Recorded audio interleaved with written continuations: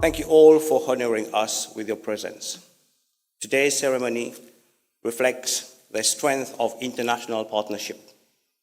It brings together the expertise of OECD, UNDP, ATAF, the World Bank Group, and the MRA in pursuit of a common objective: strengthening criminal tax investigation capabilities through knowledge sharing, technical cooperation, and institutional development.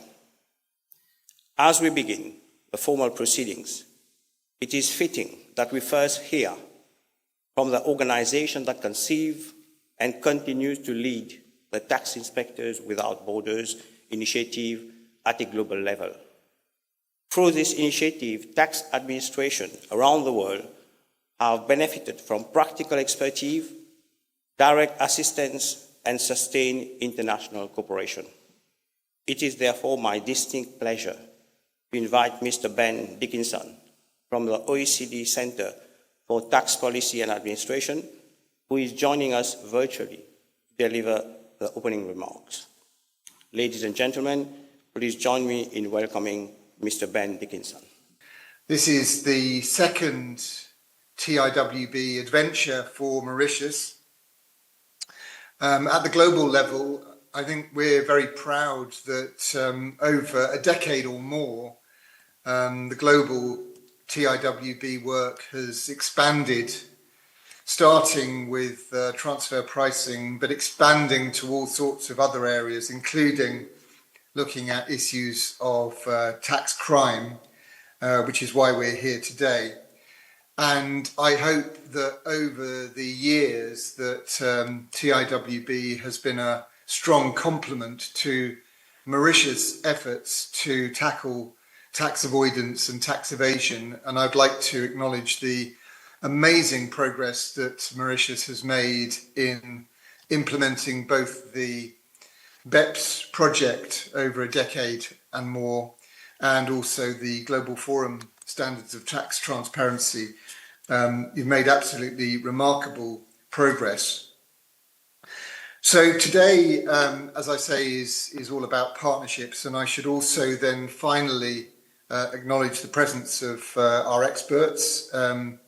Keelan from our team, I think you've probably all got to know him quite well by now, and Bruce Paintner, one of our very deep expert from the roster of experts, and I believe you're in very capable hands.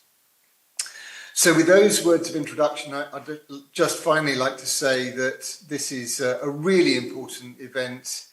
I'm really, really sorry I can't be there, and I wish everybody every success in implementation, and thanks very much in particular for the amazing commitment demonstrated by the government of Mauritius in undertaking actions to solve international tax evasion and tax avoidance problems. So with that, back to you, Mr. Moderator. Thank you very much.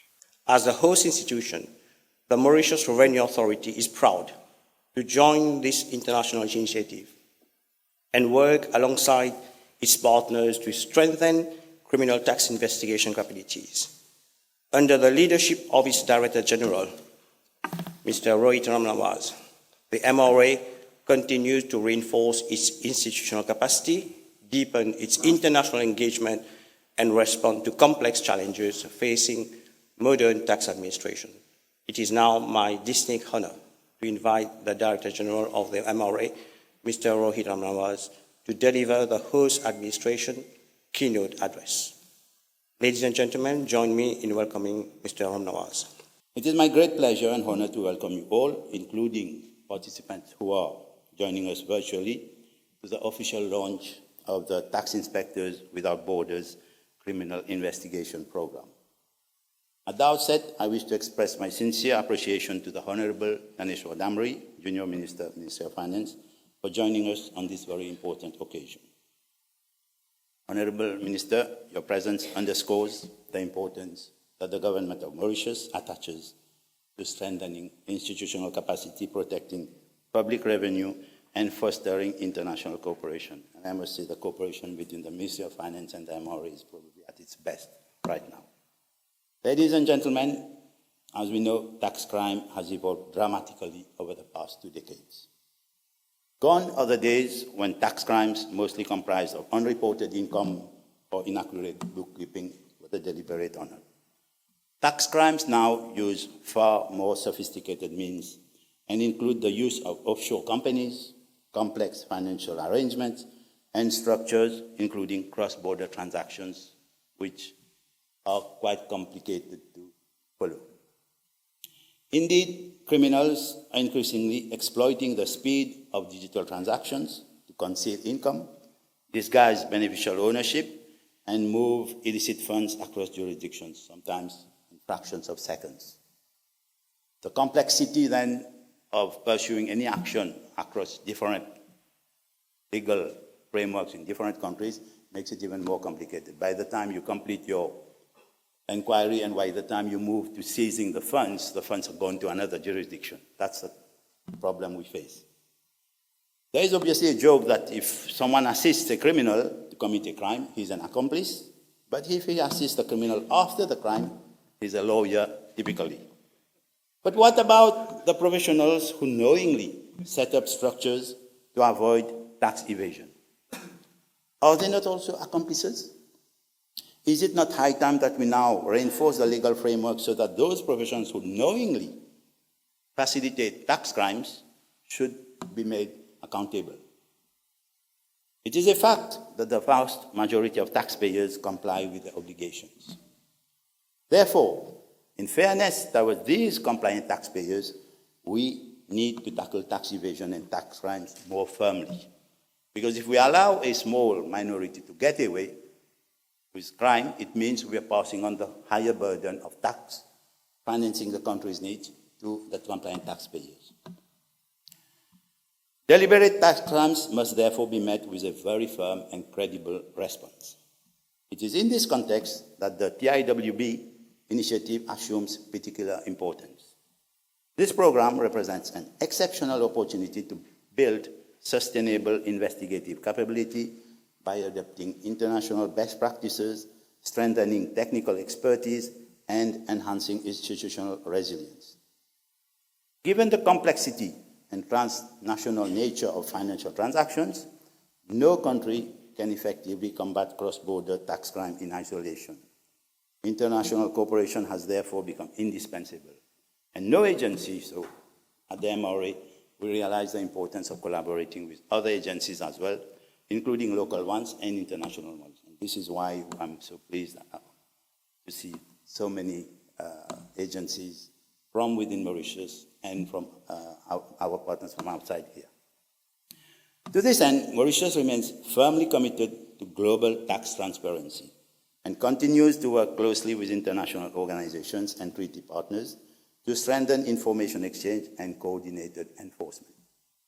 The TIWB Criminal Investigation Program will further reinforce these partnerships and deepen our collective capacity to address complex financial crimes. Ladies and gentlemen, as we celebrate 20 years of the MRA, we also look to the future with confidence, thanks to our partnership. The next generation of revenue administration will, whether we want it or not, have to be intelligence-led, technology-enabled, and built on strong international partnerships. This program is therefore a very important step towards that future which we need to assume. Allow me to express my very sincere appreciation and thanks to the OECD, the UNDP, the Tax Inspectors Without Borders Secretariat, and all our national and international partners whose support has made this program possible. I also extend my heartfelt thanks to the dedicated officers of the Mauritius Revenue Authorities, whose professionalism and commitment continue to drive the transformation of our institution. Together, we can build stronger institutions, combat financial crimes more effectively, and support sustainable economic development for the benefit of present and future generations. It's indeed a privilege to be here today on behalf of the United Nations Development Programme, and this is on this occasion, which is one of the joint programs that the UNDP has with tax inspectors without borders, with OECD. And this started way back, partnership started way back in 2015. Actually, it just preceded the third Conference of Financing for Development, which was launched in 2015, where we started talking about moving from funding to financing as a concept to be rolled out. So we are really pleased to be here today. It's taken some time, but at least we are here for Mauritius, and we are delighted to be here to launch this important program. And very, very happy to note that World Bank Group is also joining us in this with their other tools as well, which is a great thing, you know, whereas you mentioned, DG, it's all about partnerships. And the more partners we have, the better impact that we can all make collectively. So thank you to the World Bank Group for joining us in this. And also to congratulate the leadership of Mauritius Revenue Authority in bringing this initiative to fruition. And obviously the ATAF, which has also been a steadfast partner on this initiative and for their close collaboration. This workshop is really important. Why? Because illicit financial flows are a development issue. From our perspective, they are a development issue and not only an enforcement issue.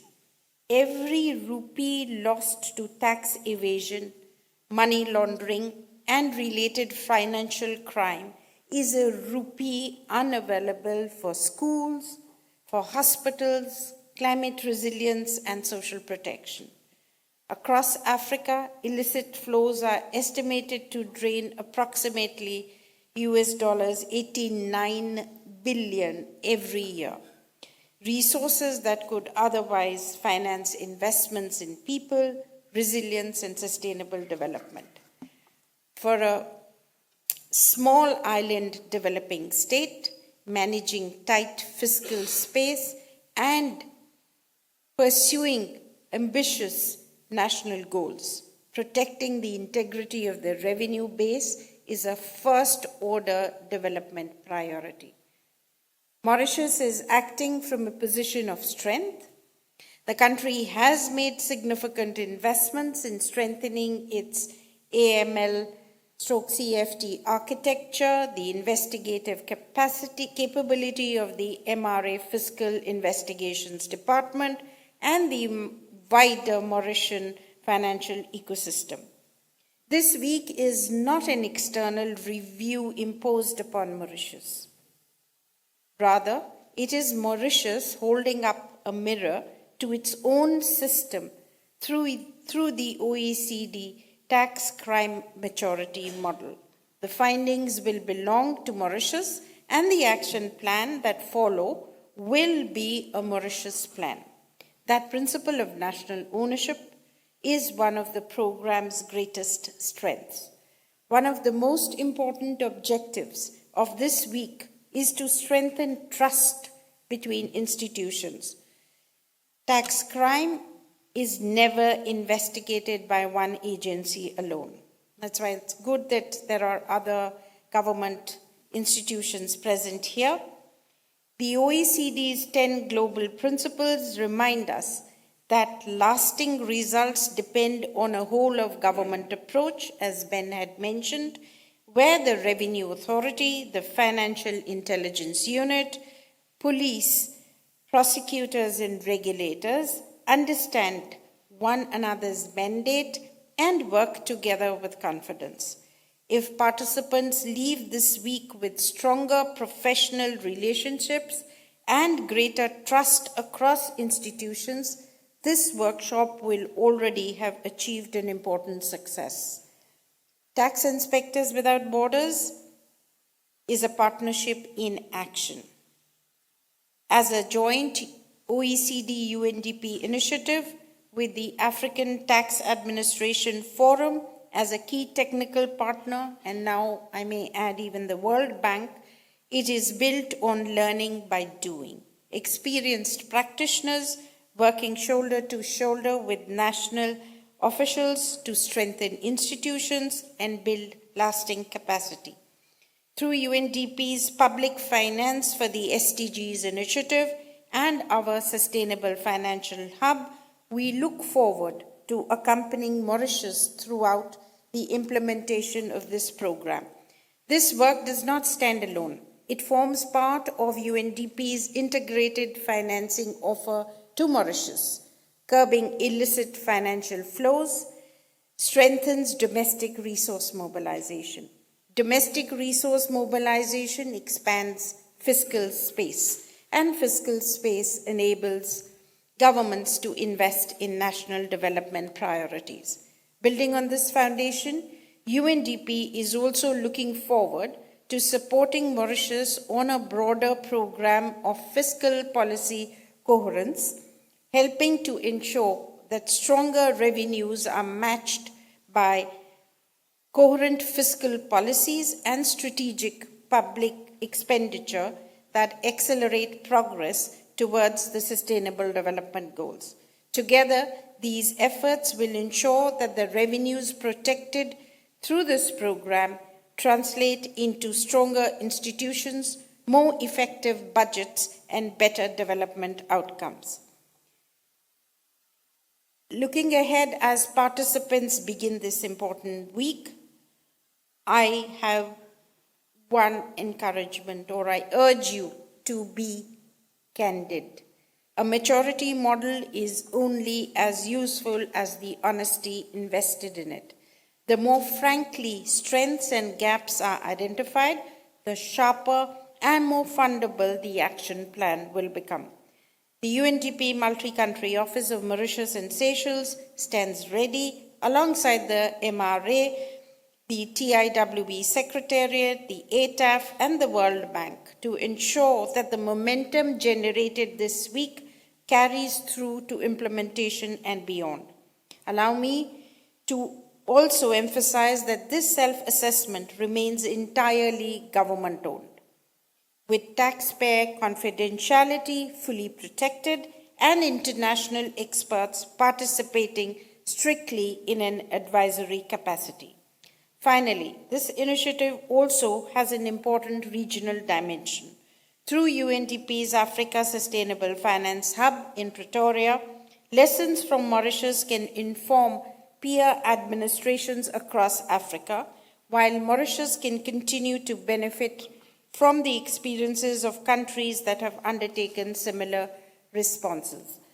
Let me conclude by thanking the Government of Mauritius, the Mauritius Revenue Authority, the OECD, the Africa Tax Administration Forum, and the World Bank for their leadership and partnership. UNDP is proud to stand with you in this important endeavor, and we look forward to supporting Mauritius throughout this journey. I wish you all a productive workshop. Thank you very much. Ms. Bhatia for highlighting the value of development partnership and importance of building institutional capability. Ladies and gentlemen, the fight against tax crime also requires strong regional networks through which administration can exchange experience, develop common approaches, and support one another. In Africa, the African Tax Administration Forum has been central to strengthening such cooperation. We now turn to Mr. Thulani Shongwe from ATAF, who is joining us virtually. Mr. Shongwe, you have the floor now. Allow me to start by expressing gratitude and sending greetings from the Executive Secretary of ATAF, Madam Mary Baine. The two of us would have loved to be there, but unfortunately we have a scheduling clash and we cannot be there, but happy to join online and express some of the joy and excitement we have in advancing this program alongside our partners TIWB, UNDP, and the World Bank Group. Allow me also to stress the importance of this work as more and more fiscal space is becoming a priority for African tax administrations. And so Mauritius has taken a bold step in ensuring that that tax and crime is an integral part of the fight against illicit financial flows, anti-money laundering, and other crimes related to tax. It is an important step in addressing the persistent issues of aggressive tax planning and abusive avoidance schemes, of money laundering and economic crime, and most importantly, as we're starting to see the emergence of digital crimes.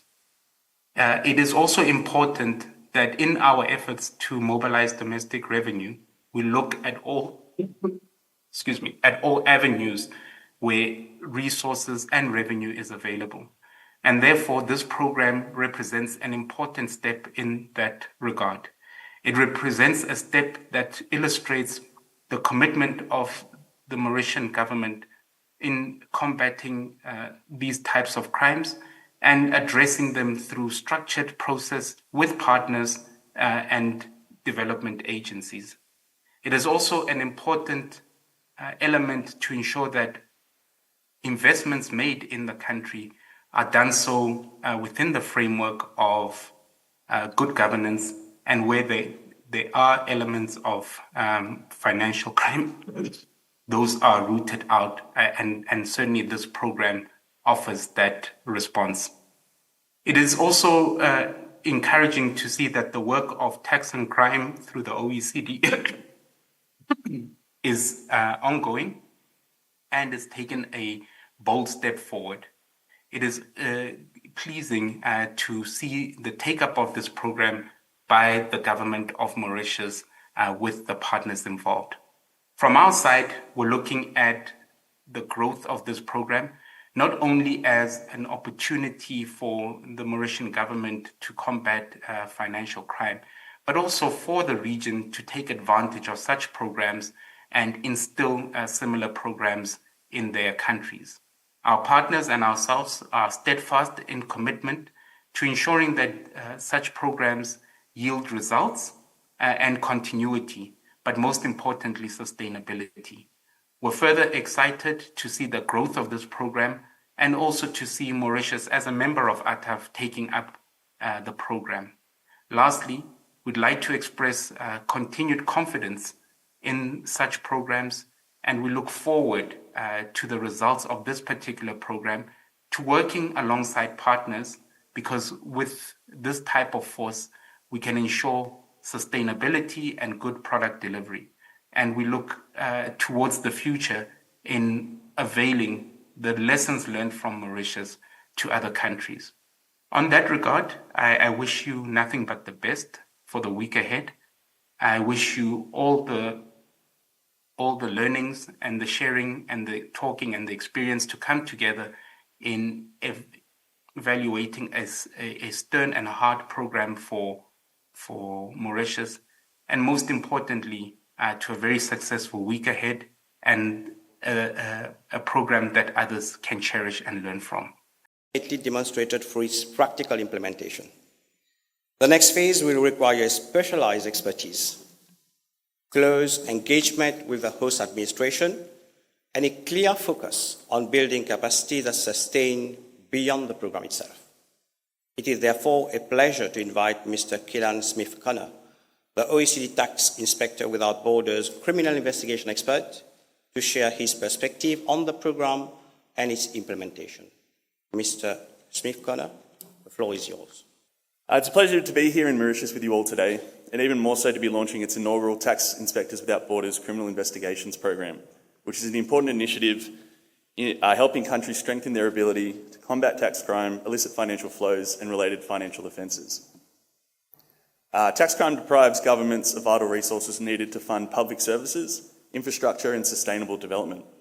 Increasingly, tax crime is linked to wider economic crimes, including money laundering, corruption, fraud, as well as organised crime. Going even further, individuals who are driven to engage in criminal activity usually do so for financial gain. As a corollary, if the same individuals are willing to engage in criminal behaviour, they're probably also willing to not comply with their tax obligations.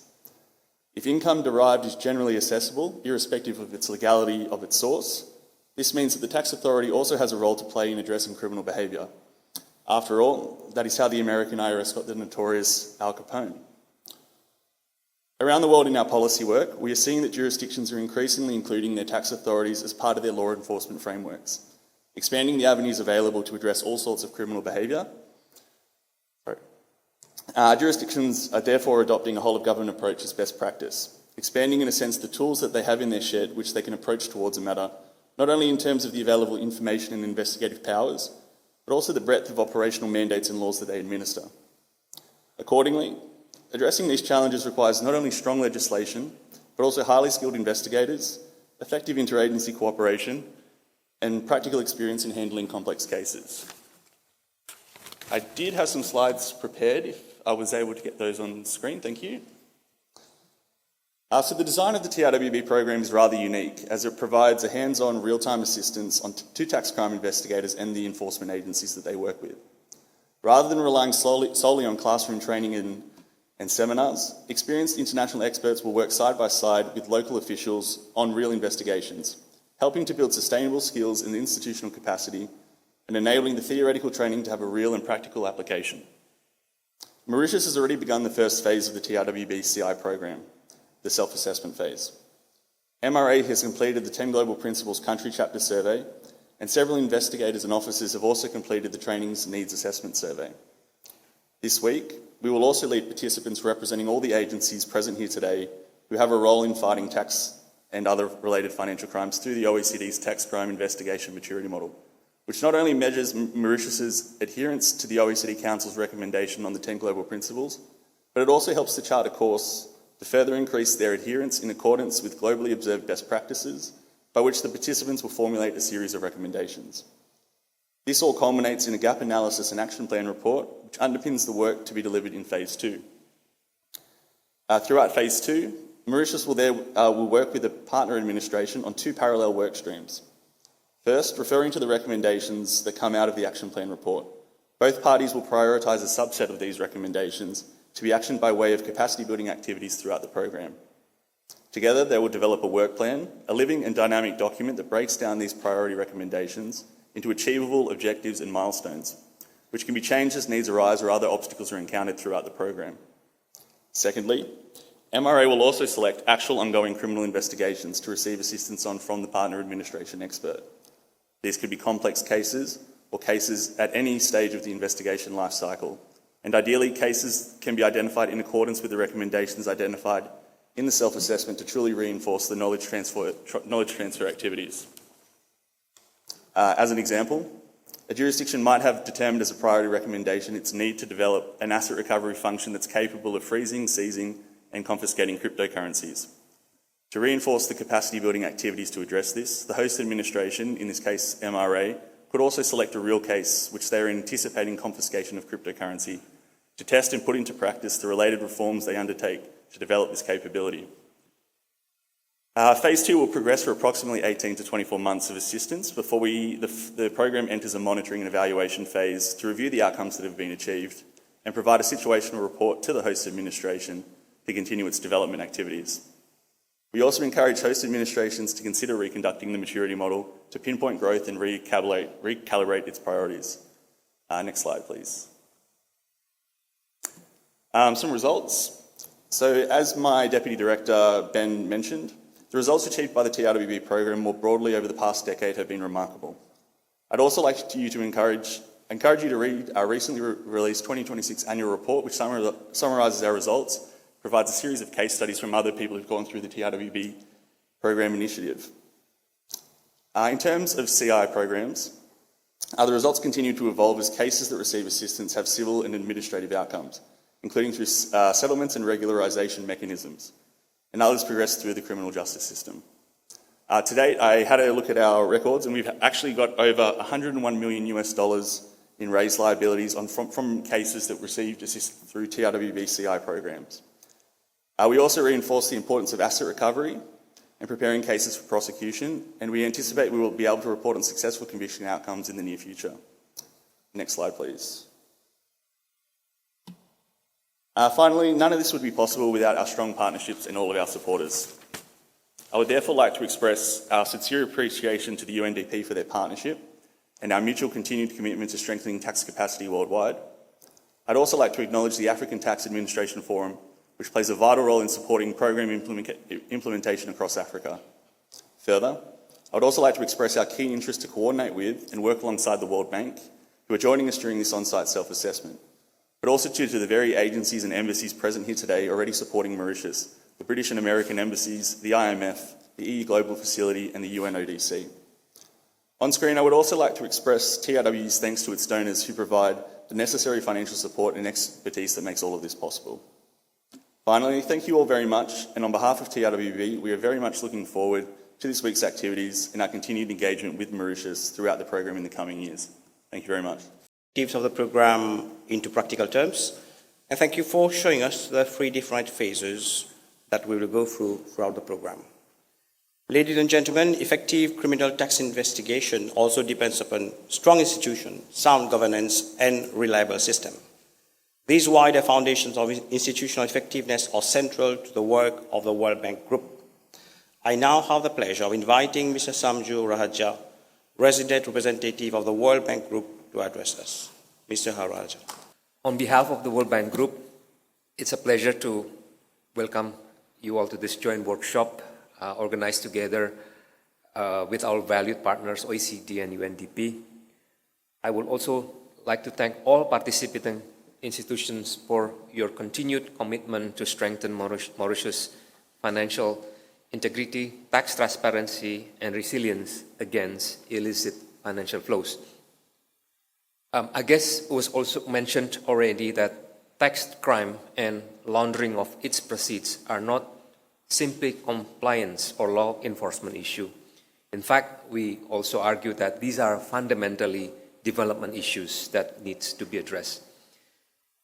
They erode domestic revenue mobilization, undermine fair competition, and also divert resources away from public investment and services where the state presence are needed, such as education, health, infrastructure, and social programs. For Mauritius, this issue also undermines the reputation as a trusted finance jurisdiction which the country really needs to continue sustained growth.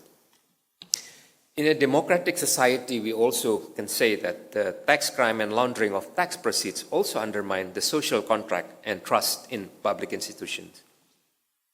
Ladies and gentlemen, colleagues, Mauritius has made remarkable progress in strengthening tax administration and compliance framework. According to MRA-owned latest integrated report, revenue collection reached 174.1 billion rupee during the year 2024-2025, an increase about 15.8% over the previous year. It's also particularly worth noting that 11 billion, or about 6% of that, recovered through tax assessment of non-compliant taxpayers, demonstrating how the growing effectiveness and compliance and enforcement efforts is actually already underway. These achievements deserve recognition. They reflect strong institutions, commitment to sustain reforms, and commitment to safeguard the country's revenue base. At the same time, the tax crime remains an important money laundering risk.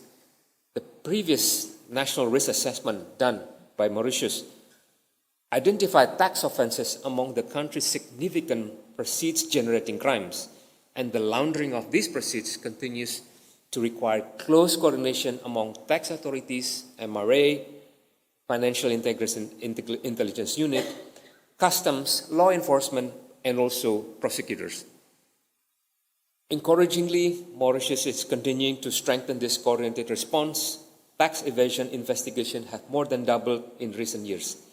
Referrals for prosecution have also increased significantly, and cooperation among anti-corruption, anti-money laundering authorities with the tax authorities becoming increasingly effective.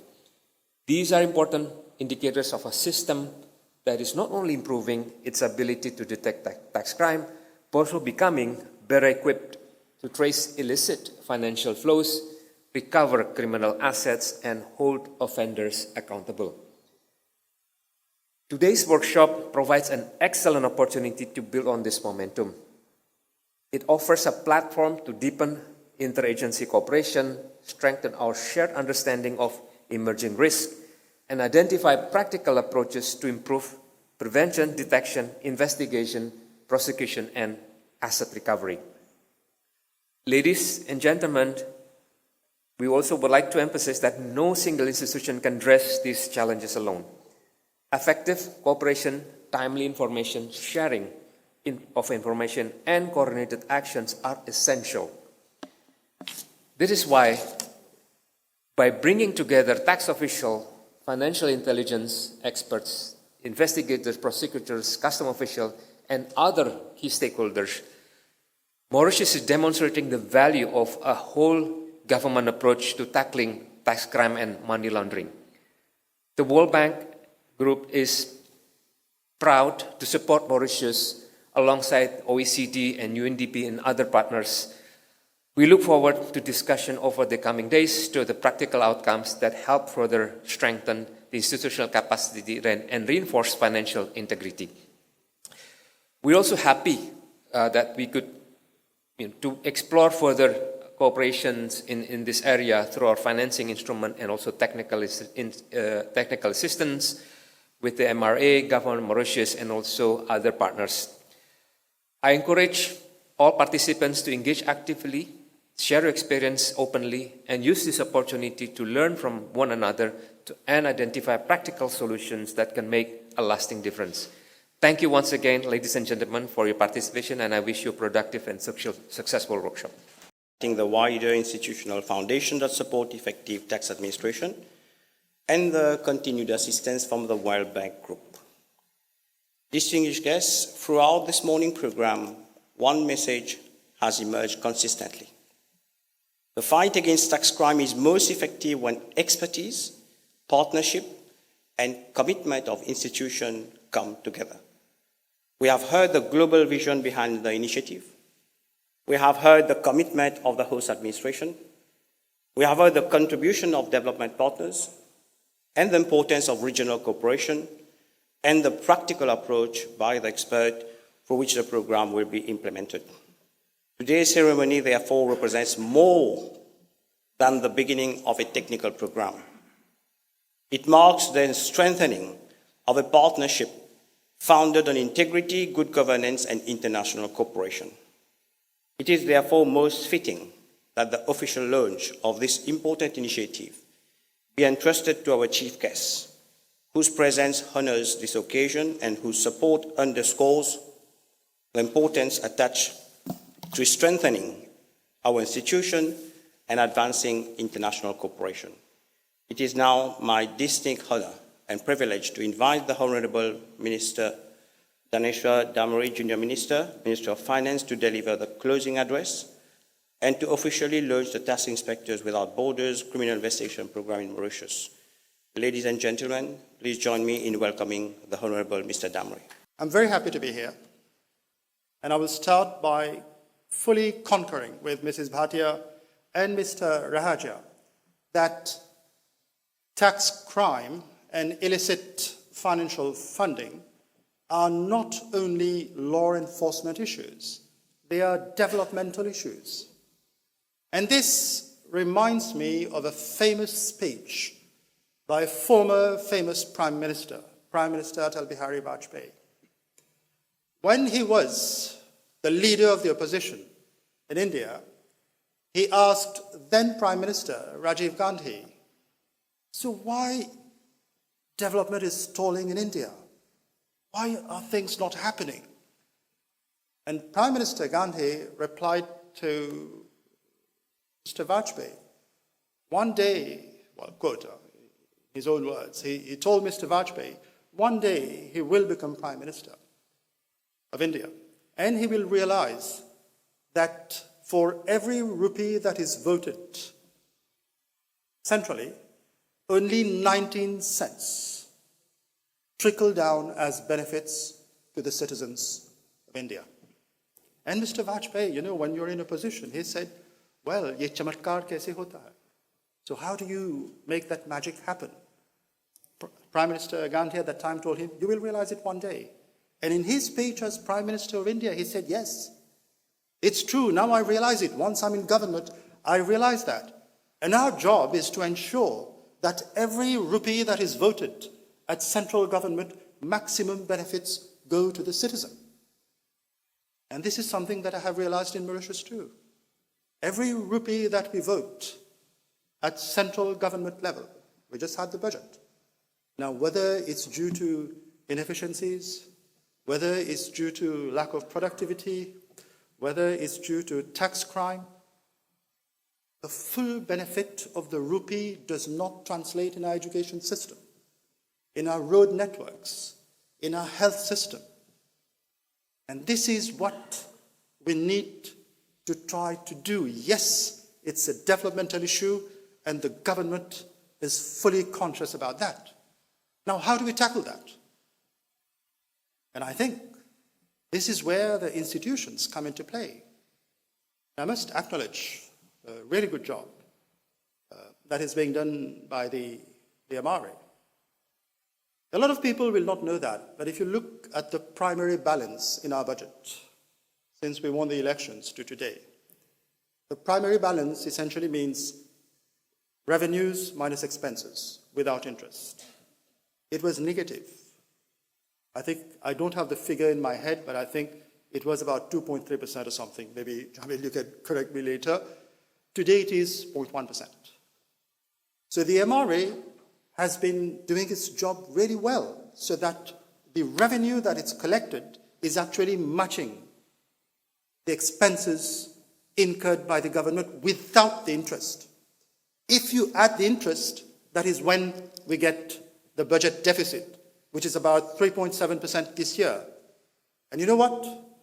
Even that, I think the sums under assessment at the MRA level are about 26 billion. And our budget deficit, 26 billion, yes. And our budget deficit is about 37 billion. So once the MRA becomes more efficient, we will be able to reduce that budget deficit. And this is how the benefits of every rupee that we vote will actually trickle down to every ordinary citizen of our country. And again, I will commend Mr. Rohit and the board and the management of the MRA. They've been doing two things that are working, in my opinion. One is they're investing massively in digitalization. And two, they invest so much in capacity building. And for those who don't know, the government of Mauritius has a partnership with the IMF for capacity building in fiscal affairs, not only in Mauritius, but in the whole of Africa. Last year, when I was at the World Bank annual meeting in Washington, we discussed about the World Bank setting up, similar to what the IMF has here, a center of excellence in digital finance. And this is, I'm happy to say that this is going in the right direction. Now, why do we want to set up a center of excellence for digital finance? Because the future of finance is evolving. And as the future of finance evolves, tax crime, tax evasion, tax avoidance will become more and more sophisticated. At the same time, Mauritius has been shifting its focus from a tax arbitrage jurisdiction to a transaction jurisdiction. We want to become a de-risking capital center for the continent of Africa. That's what we want to become. Because we want to create jobs in our country. We want to improve our healthcare, as I said, to improve our education system, to improve the road network, to ensure that when you open your tap, you get water. We want to ensure that your child gets a good education, that people, when they go to a hospital, they get a good medical treatment. And this is what our friends, our brothers and sisters from Africa want too. And we want to be an enabler of that. This is the way that we see the future of our Mauritius financial center. And that is why this is so important, because reputation has no price. Our reputation will be key to us achieving our objective. And now I'll bounce back on what the Director General said. He spoke about the World Cup. Spain won the World Cup. I don't know if there are any Spanish here. Congratulations if there are. The reason I'm saying that is, if you look at every other team, if you look at France, they had Mbappe, a star. Argentina, they had Messi. They have Messi, a star. But Spain is a team. So a team, you see, when you are a team, when you work together as a team, when you fight together as a team, you win. Under our government, independence of institutions are key. This is non-negotiable for us, separation of powers. So I cannot tell institutions what to do, but I can at least give my advisory opinion, and whether you take it or not, it's up to you. My advisory opinion is that the institutions of Mauritius have to work together, hand in hand. That's the only way that you do nation building. That's not the only way you fight tax crime. That's the only way that you do nation building, progressive nation building. That's what institutions have been doing since the time we got independent. Now, people like me, we are elected once every 5 years. We come and go. In my case, I think I'll stay for longer, much longer. But you, heads of institutions, your institutions are not dependent on elections. We represent the government. You represent the state of Mauritius. You perpetuate the continuity of the state of Mauritius. You will preserve the integrity of our country, the reputation of our country. You will preserve the trust in our country. Our citizens will feel safe in our country if you do your job well. Our citizens will feel that there is meritocracy in this country if you do your job well. Our citizens will feel that their children can prosper in this country if you do your job well. And I think traditionally, the institutions of Mauritius have delivered. And it's high time that beyond politics, we look beyond politics. We look at nation building. That is what we mean when we say next generation. We are building the next generation of Mauritius. We as the government, we are taking all unpopular decisions, if you want it. We are taking it on our back, so that you institutions, you can flourish and you can help in that nation building exercise. And I'm very happy here today because so many institutions are here. I can salute the presence of the Commissioner of Police, the DPP, the Director General of the FCC, the GRA, the FIU. You represent the trust in our country. And this is what we want. We want to to create the environment where all of you thrive. This is an example of how we are doing it. We value our partners. Yes, we're a sovereign country. We take our sovereign decisions. But we value our partners, whether the IMF, the World Bank, the UNDP, the OECD. We live in a global world. We are connected. We value our partners. Mauritius is a global citizen. I am a global citizen. Every single Mauritian here is a global citizen. That's the way we view the next generation Mauritius. And I have a simple mission: create jobs, improve healthcare, improve education, improve water supply, improve the road networks. Your institutions can help us achieve that. And our value is very simple. We perpetuate the value of the father of the nation of Mauritius, Sasiv Sagar Ramgula. Whoever in this country, whatever family you belong to, whether your father is a plumber, whether your father is a lawyer, an accountant, a bus driver, a doctor, whichever family you come from, wherever you live in this country, you live in in Goodlands, in Flac, in Plainvert, in Rochebois, in Floréal, in Vacqua. If you apply yourself, if you commit the necessary efforts, you will have the opportunity to succeed. That's a Mauritian core value for you. So what you're doing here today is way beyond tax crime, in my opinion. Of course, the immediate objective is tax crime and illicit financing, but it's a symbol that we want the whole Mauritius institutions to adopt and to build our nation. With this, I declare the workshop open. Thank you very much. Mr. Damry, on behalf of the Mauritius Revenue Authority, I wish to express our sincere appreciation for your address and for officially launching the TIWB Criminal Investigation Program in Mauritius. Your presence today has added great distinction to this ceremony, and your remarks has reaffirmed the importance of collaboration between national institutions and international partners. Ladies and gentlemen, this brings the official proceedings to a close.